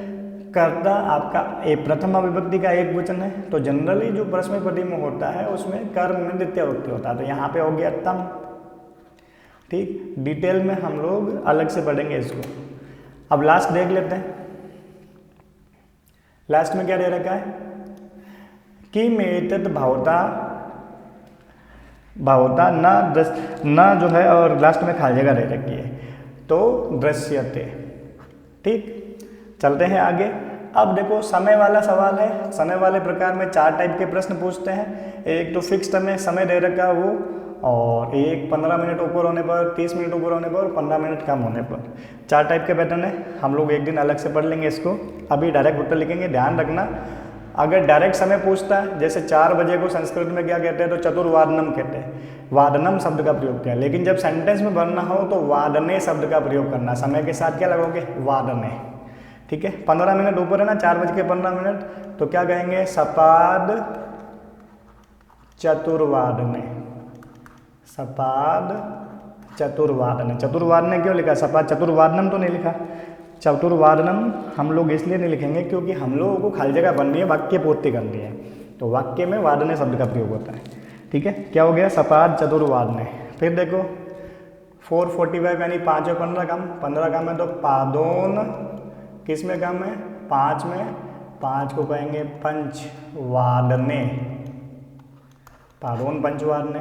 5:30 है, 5:30 को यानी 30 मिनट के लिए शब्द का प्रयोग करते हैं सार्ध, और 5 बजे को कहते हैं पंचवादनम, वादने, क्योंकि हम लोग वाक्य में लिख रहे हैं सार्ध पंचवादने। 6 बजे फिक्स टाइम है तो बहुत सरल हो गया, षटवादने, षटवादने। 8:15 है ना, तो 15 मिनट ऊपर है, तो सपाद अष्टवादनम, अष्टवादने करना है क्योंकि हम लोग वाक्य में लिख रहे हैं। बहुत इजी है, चलते हैं आगे। ओके फिर देखो अव्यय पद भरने हैं आप लोगों को। अव्यय पद वाला सवाल बहुत इजी है, थोड़ा सेंटेंस का मीनिंग आता है तो ठीक है, वरना थोड़ा ट्रिक से भी कर सकते हैं। जैसे ये 4 है, मान लो आपको पहले का नहीं आता है। अस्माकम परीक्षा खाली जगह अस्ति, मतलब कब हुई है ना, ह्यः या अद्य, अद्य मतलब आज, ह्यः मतलब आने वाला कल, तो आने वाला कल है तो भूतकाल में होना चाहिए, अस्ति तो वर्तमान काल में, यहाँ आ गया अद्य, ठीक। अब देखो यहाँ आसित आया हुआ है, तो विद्यालय कार्यक्रम आसित, तो यह है ना, हमारे विद्यालय में कल कार्यक्रम था। माम विहाय कथम अन्य कह, तो यहाँ आ गया आप ही, उन्हीं कहता जो है कि भाई मेरे अलावा कौन राजा बनने योग्य है, अर्हति मतलब योग्य, तो लास्ट में क्या बचा हुआ, यत्र, तो इजीली कर सकते हैं, ठीक। अब देखो ये अशुद्धि संशोधन वाला है, वो काम थोड़ा इजी, जो आराम से करना है, बहुत इजी सवाल होता है, लेकिन गलती कर लेते हैं हम लोग। कैसे करते हैं गलती, वो भी समझते हैं। क्या लिखा हुआ है, त्वम सर्वे, ठीक है। अब सर्वे वर्ड आया हुआ है तो अपने आप ही क्लियर हो गया कि ये रॉन्ग है ना। तो क्यों रॉन्ग है, क्योंकि ये बहुवचन होना चाहिए, तो त्वम एक वचन है, बहुवचन क्या होता है, यूयम, त्वम युवाम यूयम, है ना। महर्षि वाल्मीकि उपनयन खाली जगह उपनयन उपदेश से आवयो गुरु अस्ति। आप लोगों को राम वाला यानी कि श्री राम वाला चैप्टर पता होगा, लव कुश वाला। जब उनको पूछते हैं तुम्हारे गुरु कौन है, वो बोलते हैं वाल्मीकि, तो वो बोल रहे भाई किस जो है किस हिसाब से बता रहे हो मतलब, तो वो कहते हैं उपनयन उपदेश से होता है, तो से का चिन्ह होता है तृतीय विभक्ति, है ना। तो उपनयन उपदेशेन, सा कुपिता एवं भणसी लिखा हुआ है। देखो भणसी जो है आपका मध्यम पुरुष का एक वचन है ना। लेकिन आपका सा जो है प्रथम पुरुष का एक वचन का कर्ता होता है। तो प्रथम पुरुष के एक वचन की क्रिया होगी, ये बढ़ता प्रथम पुरुष द्विवचन होता है, बढ़ामी उत्तम पुरुष का एक वचन, बढ़ंती प्रथम पुरुष का बहुवचन। तो बढ़ती जो है प्रथम पुरुष का एक वचन होता है। क्लियर हो रही बात? केवल 3 करने हैं, आगे चलते हैं। लास्ट में देखो एक और है इसका, 4 में से 3 करने हैं ना। लिखा हुआ है भयंकर व्याघ्रमारी। अब व्याघ्रमारी स्त्रीलिंग शब्द है और भयंकर पुल्लिंग शब्द है।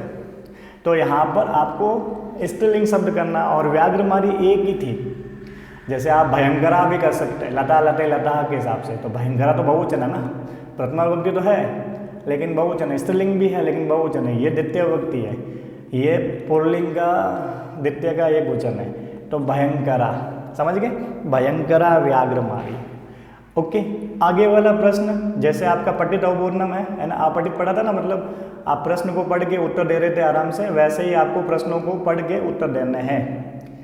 ठीक, तो देखते हैं इसमें कौन कौन से प्रश्न है और उनके उत्तर क्या है वो भी देखते हैं।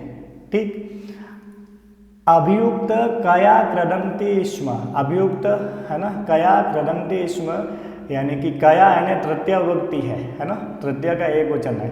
तो आप जो है यहाँ पे क्रदंति जो है वाला सेंटेंस जो है वहाँ पहुँच जाओ। तो आप लोगों को देखो यहाँ लिखा हुआ है सह भार वेदनाया क्रदंति स्म। तो कया में तृतीय विभक्ति एक वचन था, तो आपका भार वेदनाया उत्तर हो गया। क्लियर होगी बात? 1 वर्ड में लिखना है, तो आप लोगों को उत्तर 1 वर्ड में मिल चुका है। ठीक है, अभियुक्त कीदृशः आसीत्, यानी कि वो कैसा था, मतलब हष्टपुष्ट था कि कैसा था, वो सेंटेंस में आया हुआ है। तो यहाँ देखो अभियुक्तश्च अतीव कृशकायः, बहुत दुबला मतलब था बेचारा। ठीक, 2 हो गए।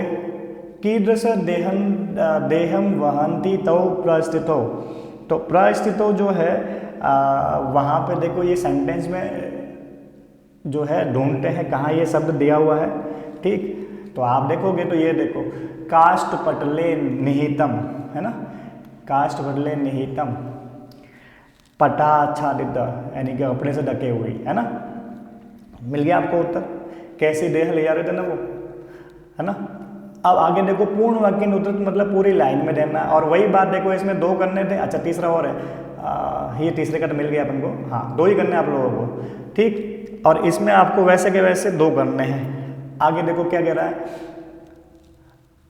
मुदित आरक्षी ही अभियुक्तम किम उवाच, यानी कि जो आरक्षी था वो क्या बोलता है। ठीक, ये रहा देखो मुदित आरक्षी तम उवाच रे दुष्ट है ना, ये लगा के पूरा जहाँ तक वो बोला है ना वो पूरी लाइन लिखनी है आप लोगों को। तो ये आपका पूरा यहाँ पे ख़त्म होगा। ठीक है, ये पूरी लाइन वही तो बोल रहा है, सेंटेंस जहाँ ख़त्म हो रहा है वहाँ तक लिखना आपको। ठीक है, ओके। उभौ सवौ कुत्र स्थापित वंते, है ना, वंतो। तो यहाँ देखो उभौ, ये सेंटेंस ढूंढने के मिल जाएंगे।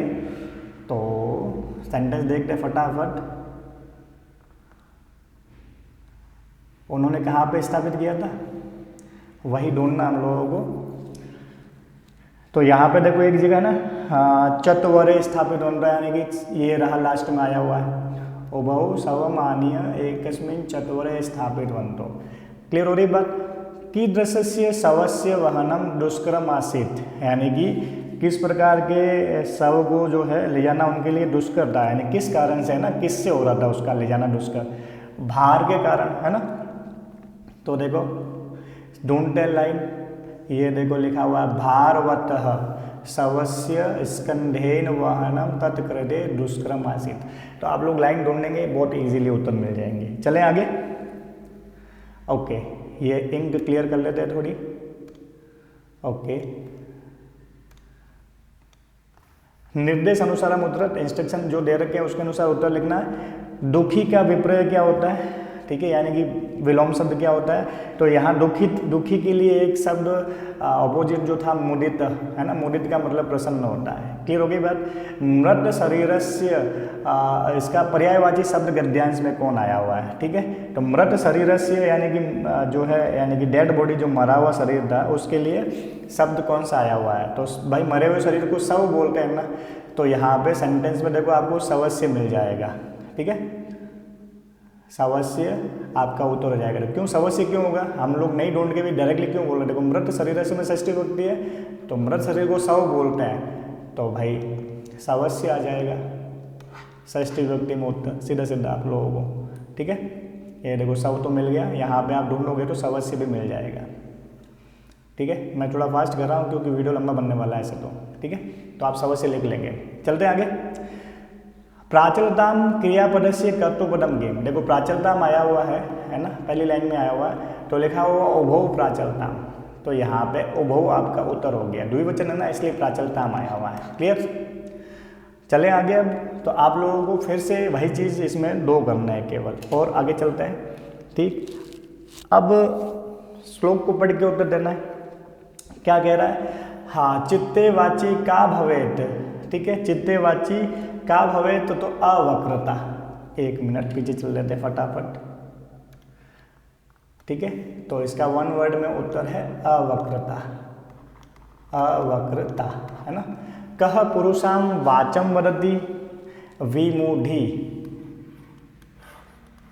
ठीक है, विमूढ़ी, तो पढ़ के उत्तर आराम से दे सकते हैं। इस श्लोक में से ये ना, ये देखो विमूढ़ी भी आया हुआ है। ठीक है, ये आया हुआ है अवक्रता। ठीक, तदेव समत्वम इति के आहु, तो तदेव आहु महात्मनः, तो महात्मनः उत्तर हो जाएगा आपका महात्मानः। ठीक, फिर देखो पूर्ण वाक्य उत्तर केवल प्रश्न द्वयम, इसमें भी दो करने थे, इसमें भी दो करने थे।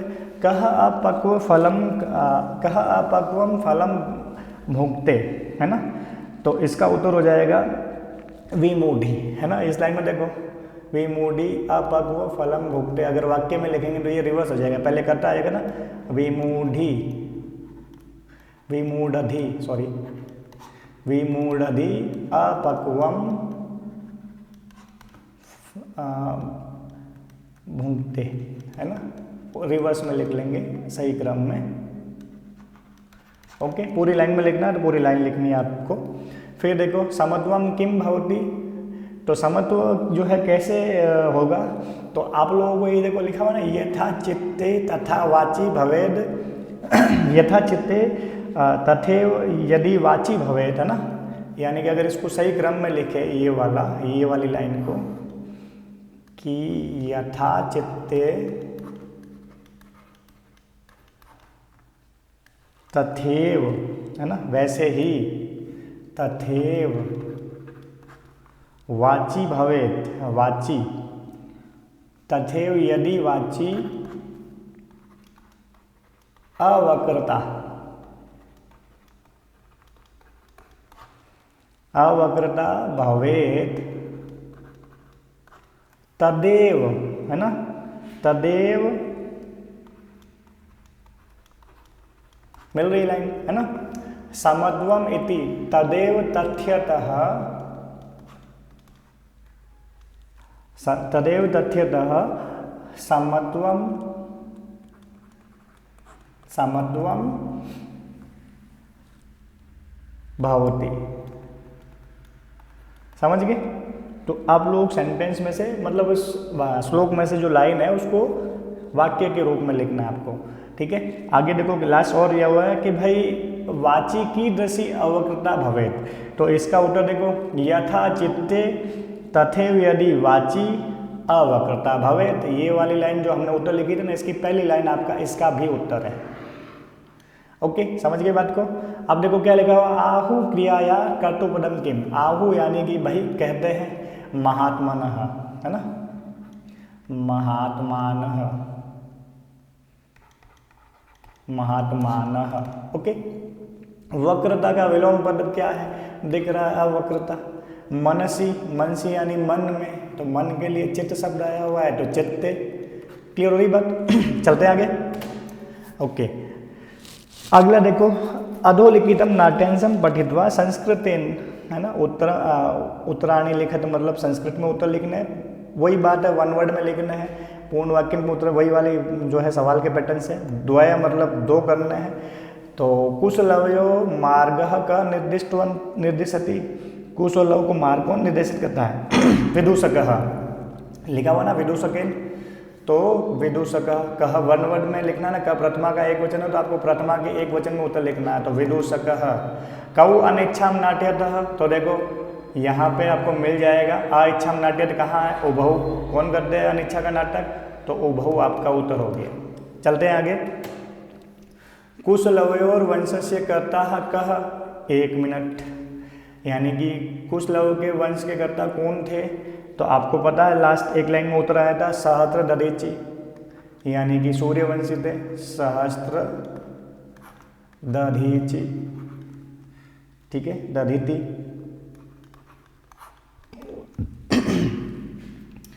आगे देखो रामः कथम वंश परिचय पृच्छति। अब देखो यानी राम ने जो है कैसे उनसे उनका वंश परिचय पूछा था, तो यहाँ देखो कौतूहलेन लिखा हुआ है, सौंदर्य अवलोकित जनितेन कौतूहलेन पृच्छामि, यानी उन्होंने उत्सुकता से पूछा था, तो कथम की जगह क्या आ जाएगा, कौतूहलेन, है ना, क्या आ जाएगा, कौतूहलेन। आप लोगों को मिल गया होगा शब्द जो है, मैंने बोल भी दिया है, आप लोग वहाँ से भी लिख सकते हैं, ठीक है, कौतूहलेन। ओके, फिर देखो मतलब पूरी लाइन में लिखना है, यहाँ पे आ जाएगा कौतूहलेन, रामः कौतूहलेन वंश परिचयं पृच्छति। कुशलवौ रामम उपसत्य प्रणम्य च किम पृच्छति, तो किम पृच्छति यानी उन्होंने उनके पास जाके क्या बोला, क्या पूछा था, तो यहाँ पे ये प्रश्न में से यहाँ तक लिख लो, फिर डबल कोट में जो उन्होंने बोला वो लिख लो। तो आपको पता है उन्होंने कुशलता पूछी थी उनसे, ठीक, तो लाइन दोनों को मिल जाएगा। मैं बार बार बैक नहीं कर रहा हूँ क्योंकि समय बराबर होगा, ऐसे तो फटाफट कर लेते हैं, ठीक है। अपि कुशलम महाराजस्य, कुशलता पूछी थी उन्होंने, इति, ठीक है। हिमगरः कस्मात् भावात्, तो बाल भावात् है ना, तो कस्मात् की जगह लिख लेना बाल भावात्, तो ये आपका उत्तर हो जाएगा, पूरी लाइन लिख लेना, ठीक। फिर देखो निर्गच्छति, इस पद का नाट्यांश में जो है पर्यायवाची विलोम पद क्या है, निर्गच्छति निकल जाता है, तो वो एक शब्द आया हुआ था जिसका मतलब होता है प्रवेश करना, तो आ जाएगा प्रविशतः, ठीक है। ततः प्रविशतः विदूषकेन उपदेश्यमान मार्गो तापसौ लवकुशो अत्र कर्तृपदम किम, यानी कि इस सेंटेंस में आपका कर्ता कौन है, तो कर्ता देखो द्विवचन है, कुशलवौ, कुशलवौ। फिर देखो समीपम गत्वा के लिए पर्याय पद कौन सा आया हुआ है, उपसृत्य, उपसृत्य यानी कि पास में जाकर, ठीक है।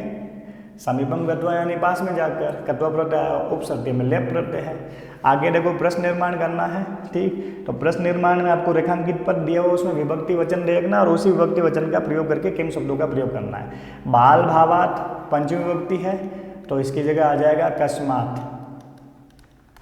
ठीक। क्या करेंगे आप, हिमकरः जो बोल्ड लेटर में उसकी जगह प्रश्न निर्माण के लिए किम शब्द का प्रयोग कर लेंगे, तो क्या बन जाएगा, हिमकरः कस्मात हिमकरः कस्मात पशुपते मस्तके व्रजति, लास्ट में प्रश्नवाचक चिन्ह। फिर देखो वन्य पशु नः, तो आप लोगों को पता है न 100 किस में आएगा, द्वितीय के बहुवचन में आएगा, तो द्वितीय का बहुवचन क्या हो जाएगा, कान, तो गजः कान तुदंतम सुंडेन पोटित्वा मारयति, लास्ट में प्रश्नवाचक चिन्ह। सब जगह आपको सिर्फ बोल्ड लेटर की जगह किम शब्द का प्रयोग करके पूरा सेंटेंस लिखना है, ठीक। अब देखो पाद ध्वनिना, तृतीय का एक वचन है ये, तो आ जाएगा केन, ठीक है। न्यायालम, तो आप देखो यहाँ पे स्थानवाचक शब्द है ना, और उसमें द्वितीय विभक्ति है, तो पुत्र लगा लो, ठीक है।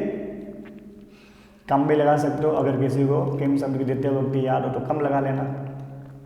स्थान सूचक है, द्वितीय विभक्ति का प्रयोग, पुत्र का प्रयोग भी कर सकते हो, ठीक है।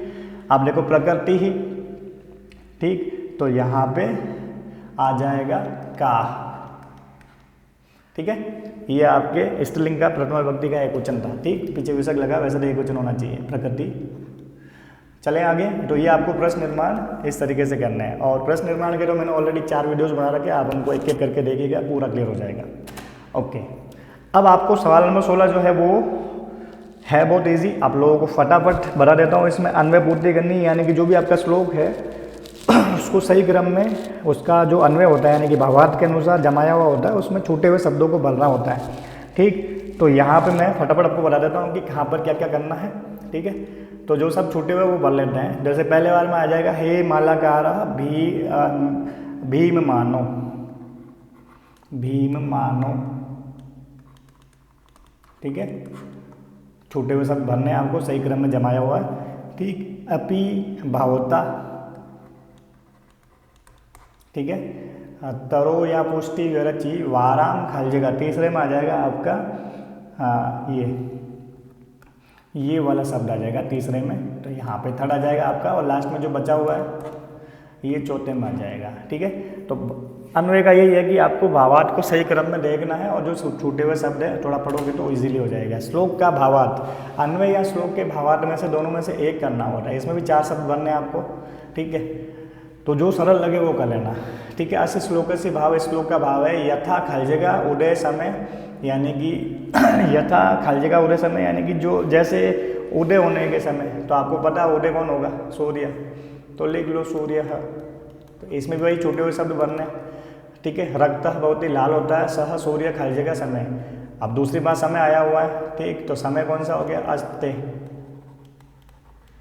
ठीक है, तथैव महांत सजना संपत्तौ खलजेगा, है ना, यानी कि संपत्ति के आने पर। ठीक है, तो यहाँ आगे आगते। ठीक है, शांता भवंती एवं विपतो आगते अपि, लास्ट में तो बचा हुआ शांता ही है, भर लो फाटी फटाफट शांता है।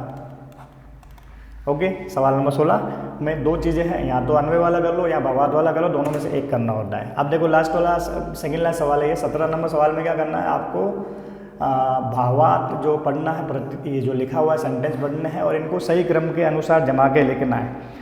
ठीक है, यहाँ क ख जो दे रखा है, तो आप जब सही क्रम में जमाएंगे तो क पे कौन सा सेंटेंस आएगा, तो आपको सेंटेंस जो है लिखने हैं, नंबर लगा के नहीं छोड़ देना है, सेंटेंस को दोबारा लिखना है। तो इसमें सबसे पहले सेंटेंस कौन सा आएगा, ये वाला सेंटेंस, यदि एवं तरही माम कले। मैं शॉर्ट में लिख रहा हूँ सिर्फ हिंट देने के लिए ताकि समय बचे अपना। यदि एवं, है ना, ये वाला सेंटेंस, तो ये 1 नंबर पे आ गया, क पे आ गया। पूरा सेंटेंस लिखना है आपको एग्जाम के अंदर। मैं यहाँ समय बचाने की कोशिश कर रहा हूँ, तो थोड़ा शॉर्ट में लिखा है मैंने, आप पूरा लिखेंगे एग्जाम के अंदर। फिर देखो ख पे, यानी कि दूसरा नंबर पे कौन सा सेंटेंस आ जाएगा वो भी देख लेंगे, सह व्याग्रह, है ना, ये वाला सेंटेंस। ठीक है, सह व्याग्रह, आपको पूरा सेंटेंस लिखना है एग्जाम में, मैं बार बार बोल रहा हूँ आपको। ठीक है, ग घमले वाला तीसरे नंबर पे कौन सा सेंटेंस आ जाएगा, श्रृंगालेन सहितम, ये 3rd नंबर पे आ जाएगा, मैं काटता जा रहा हूँ, श्रृंगालेन सहितम, ये तीसरे पे आ जाएगा, पूरा लाइन लिख लेना आप लोग। ठीक, फिर घ घड़ी वाले में कौन सा आएगा, 4थे सेंटेंस पे आ जाएगा, जम्बुक कृत उत्साहाद, ये वाला। ठीक है, तो इसको भी काट लेते हैं। जम्बुक, एक ही जगह जम्बुक आया हुआ है ना, सब जगहों में से देख लो तो ये वाला सेंटेंस आपको पूरा लिखना है। फिर अंग, यानी कि 5वें नंबर पे सेंटेंस कौन सा आएगा वो भी देख लेते हैं। ठीक, तो 5वें नंबर पे ये वाला आ जाएगा, परम। ठीक है, तो परम भी सबसे पहले एक ही जगह आया हुआ है, तो आपको ये सेंटेंस पूरा लिखना है। ठीक है, फिर देखो च में, यानी 6ठे नंबर पे कौन सा सेंटेंस आ जाएगा, ठीक है, व्याघ्रो अपि, ये वाला सेंटेंस आप कहानी का सार याद रखेंगे तो सेंटेंस को पढ़ते ही आपको समझ में आ जाएगा पहला कौन सा आएगा। ठीक है, पूरा सेंटेंस लिखना है आपको। फिर देखो 6 पे, इसके बाद कौन सा सेंटेंस आ जाएगा वो भी देख लेते हैं। फिर देखो ये वाला आएगा, एवं प्रकारेण, तो एवं प्रकारेण पूरा वाक्य लिखना है आपको। ठीक है, ये ध्यान रखना है। पुनः लिखत मतलब यह लिखता मतलब हो गया लिखना है, समुचित क्रम में लिखना है। ठीक है, च अब लास्ट सेंटेंस ज बचा हुआ है, तो आप कौन सा सेंटेंस बचा हुआ है, यही बचा हुआ है, तो अतएव वाला आ जाएगा, अतएव। फिर पूरा सेंटेंस लिखना है और लास्ट में पूर्ण विराम लगाना। तो आपको सेंटेंस पूरा लिखना है, ये चीज़ ध्यान रखना है। ठीक है, सीक्वेंस ये वाली का खा ओके कर लेना आप लोग। तो सेंटेंस को पूरा लिखना है, सबसे पहले कौन सा आएगा फिर कौन सा आएगा, तो कहानी का सार आपको पता होगा, आराम से कर लोगे। लास्ट सवाल देख लेते हैं। तो लास्ट में है चक्षुष मंत्र, यानी कि प्रसंगानुकूलम उचित अर्थम चित्वा लिखत। जनरली समानार्थक शब्द को ढूंढना है। चक्षुष मंत्र का क्या मतलब हो गया? चक्षु का मतलब नेत्र होता है, तो एक ही जगह नेत्र आया हुआ है। ठीक है, हो गया इजी इजी। जगाद, ये जगाद का मतलब होता है बोला। सा पुत्रो चपेट या प्रहत्य जगाद, यानी कि उसने पुत्रों को थप्पड़ मारते हुए कहा, बोली। तो उक्तवती का मतलब होता है बोली, है ना। आप समानार्थक शब्दार्थ जो दिए हुए उनको जरूर याद करें। ठीक। वायुमंडलम ब्रशम दूषितम, ब्रशम का मतलब होता है बहुत, बहुत के लिए हो गया अत्यधिकम। ठीक है। निसर्ग का मतलब होता है प्रकृति, तो निसर्ग में सप्तमी विभक्ति है, तो यहाँ देखो प्रकृत्याम में भी सप्तमी विभक्ति है। ठीक, तो प्रकृत्याम आपका उत्तर हो गया। तो ये तो था आप लोगों का आदर्श प्रश्न पत्र, सैंपल पेपर था बोर्ड के एग्जाम में कैसे प्रश्न आएंगे। तो आप लोग इसको देखें और इसके अनुसार तैयारी करें। और अपने आगे आने वाले वीडियो में हम लोग जो है एक एक टॉपिक के ऊपर डिटेल में डिस्कस करेंगे। तो आप लोग जो है आने वाले वीडियो जरूर देखिएगा। आज के लिए बस इतना ही। आप लोग जो है अपनी तैयारी अच्छे से करिएगा। धन्यवाद। All the best.